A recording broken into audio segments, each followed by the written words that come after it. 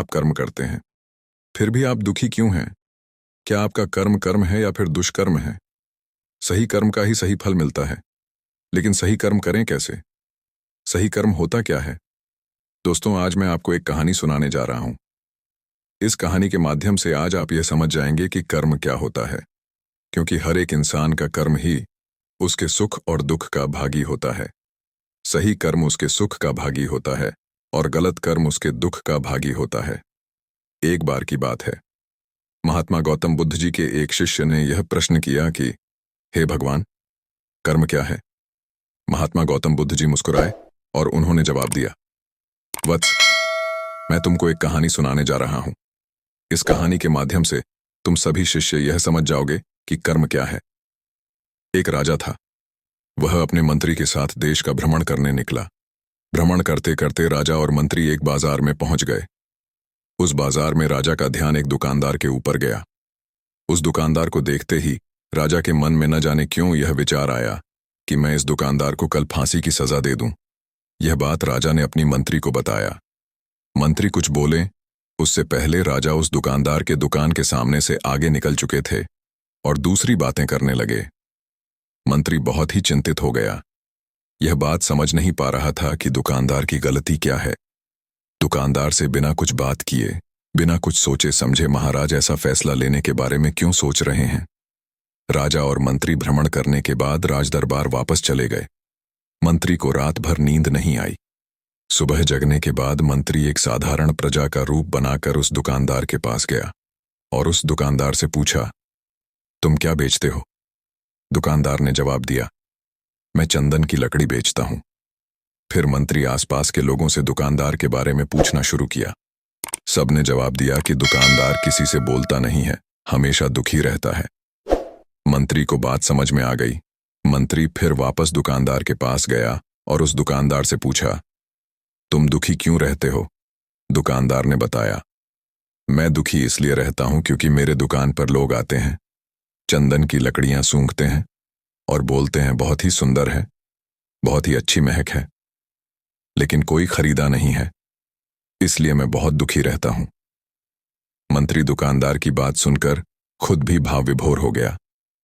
कोई भी दुकानदार दुखी क्यों ना हो, अगर उसके दुकान का कोई भी सामान खरीदा ना जाए, जबकि सामान में कोई कमी ना हो। मंत्री सोचने लगा कि यह दुकानदार अपने दुखों के वजह से इतना दुखी रहता है, परंतु राजा इस दुकानदार को फांसी पर क्यों लटकाना चाहते हैं? अर्थात राजा के मन में आए हुए विचार का उत्तर अभी तक मंत्री को नहीं मिला था। मंत्री ने फिर दुकानदार से पूछा, भाई, तब तुम क्या करोगे? अगर तुम्हारे दुकान की सारी चंदन की लकड़ियां ऐसे ही रखी की रखी रह जाएंगी तो? दुकानदार ने गुस्से भाव में बोला, हाँ, मैं जानता हूं मेरी चंदन की लकड़ियां ऐसे ही रखी रह जाएंगे, कोई नहीं खरीदेगा। इसीलिए मैं सोचता हूं कि हमारे देश का राजा जल्दी से मर जाए। अगर वह जल्दी से मर जाता तो मैं उस राज दरबार में उस राजा के दाह संस्कार के लिए अपनी चंदन की लकड़ी देता, जिससे मुझे कुछ पैसे मिल जाते और इस बाजार के अलावा बाकी के लोगों को भी मेरे चंदन की लकड़ी के बारे में पता चलता। तो फिर शायद कुछ न कुछ लोग मेरी दुकान से जरूर खरीदने आते चंदन की लकड़ी। मंत्री दुकानदार की बात को सुनकर सब कुछ समझ गया और उसके मन में एक विचार आया। मंत्री ने दुकानदार से चंदन की कुछ लकड़ियां खरीदें। इस खरीदारी से दुकानदार को कुछ पैसे भी मिल गए और वह थोड़ा खुश भी हो गया।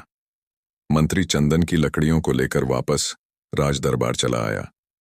राजदरबार पहुंचकर मंत्री ने उन चंदन की लकड़ियों को राजा के समक्ष रख दिया और बोला कि हे राजन, ये चंदन की लकड़ियां उसी दुकानदार ने आपको भेंट किया है जिस दुकानदार को आप फांसी देने के लिए सोच रहे थे। राजा उन चंदन को सूंघे तथा सूंघने के बाद बड़े ही प्रसन्न हुए।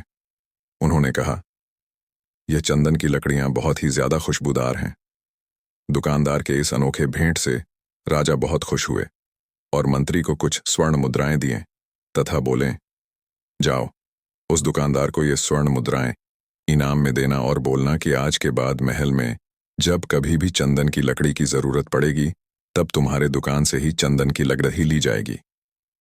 मंत्री जी मुस्कुराने लगे तथा यह सोचने लगे कि अब तो राजा के मन में उस दुकानदार को फांसी देने का विचार आ ही नहीं सकता, क्योंकि अब तो हमेशा राजदरबार के लिए चंदन की लकद्धियों का इंतजाम की जिम्मेदारी उस दुकानदार को जो मिल गई है। मंत्री स्वर्ण मुद्राओं को लेकर वापस दुकानदार की तरफ चल दिया। इधर राजा इस विचार में पड़ गए कि वह दुकानदार तो बड़ा ही अच्छा इंसान है। जिस वक्त मैं उसके बारे में यह सोच रहा था कि मैं इसको कल फांसी दे दूंगा, तब शायद उसके मन में उस समय यह विचार चल रहा था कि राजन पहली बार मेरे दुकान के सामने आए हैं, क्यों न मैं उनको अपनी सुंदर और खुशबूदार लकड़ियों को भेंट करूं। और आज उसने मुझे भेंट भी किया। बेवजह ही मैं उसको फांसी देने के बारे में सोच रहा था। इधर मंत्री दुकानदार के पास पहुंच गया।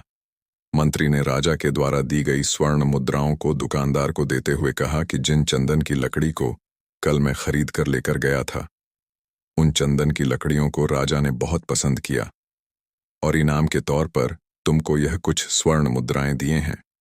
दुकानदार बहुत ही खुश होने लगा। साथ ही साथ मंत्री ने उस दुकानदार को यह भी बताया कि अब आज के बाद राज दरबार में जब कभी भी चंदन की लकड़ियों की जरूरत पड़ेगी तो सारी चंदन की लकड़ियां तुम्हारी दुकान से ली जाएंगी। दुकानदार मंत्री की बात सुनकर बहुत ही खुश हो गया। मंत्री ने दुकानदार से पूछा, क्यों भाई, तुम तो राजा के बारे में इतना बुरा भला सोचते थे, लेकिन राजा देखो तुम्हारी कितना चिंता करते हैं। राजा कितने अच्छे हैं। राजा अपनी प्रजा के बारे में कभी भी गलत नहीं सोचते हैं। दुकानदार मंत्री की बात से सहमत हो गया और बहुत दुखी हुआ। दुकानदार मंत्री से बोला, मैं कितना गलत सोचता था राजा के बारे में। राजा तो बड़े ही अच्छे हैं, बड़े ही भले राजा हैं। भगवान करे कि राजा की बहुत ही लंबी आयु हो।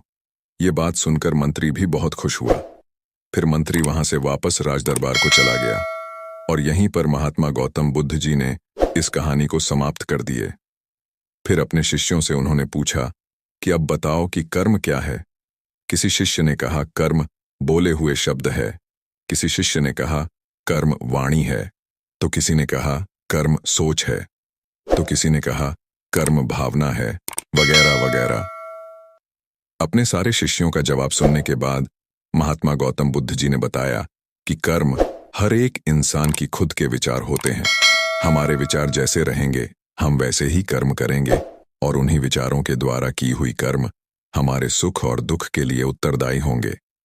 अर्थात हमारे विचार अगर गलत है तो हमारे द्वारा की हुई कर्म भी गलत होगी तथा इसका परिणाम भी गलत निकलेगा। परिणाम स्वरूप हम दुखी रहेंगे।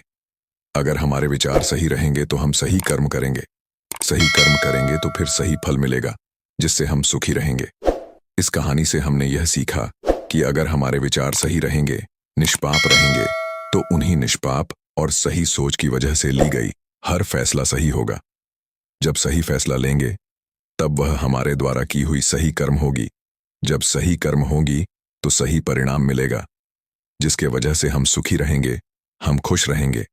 तथा इसी जगह पर अगर हमारे विचार गलत रहेंगे तो हमारे द्वारा ली गई फैसला भी गलत होगी और किया गया कर्म भी गलत होगा, जिसे दुष्कर्म कहा जाता है। और उन्हीं दुष्कर्म के वजह से परिणाम भी गलत मिलेगा। जब दुष्परिणाम मिलेगा तब हम दुखी रहेंगे, परेशान रहेंगे। कर्म का मंत्र, सही कर्म सुख देगा, दुष्कर्म दुख देगा। धन्यवाद।